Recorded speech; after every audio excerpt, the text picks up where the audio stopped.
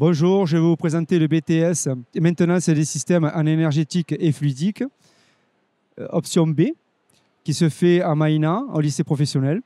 Ce BTS forme les élèves dans la maintenance préventive, corrective et améliorative des systèmes énergétiques et fluidiques.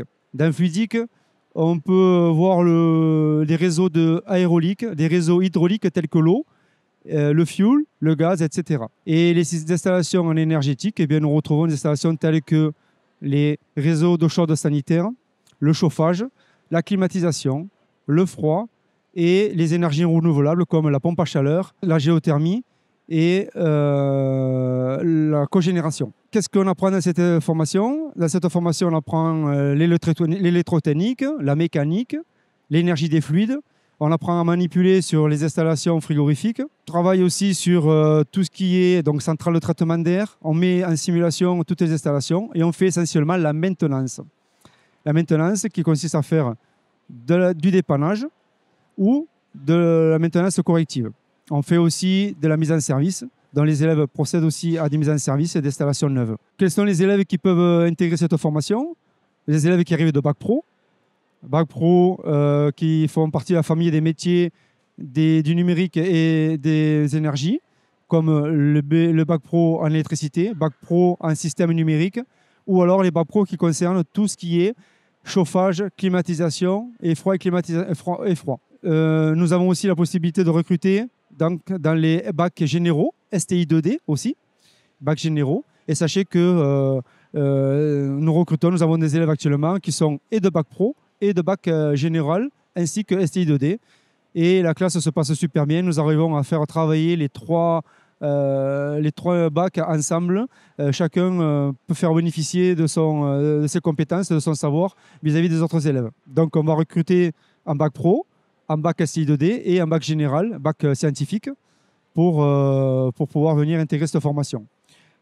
Dans la filière, les élèves qui viennent de ces différents horizons travaillent correctement ensemble. On arrive à faire travailler les élèves de bac pro ensemble avec les élèves de bac général. Chacun fait profiter l'autre de ses compétences.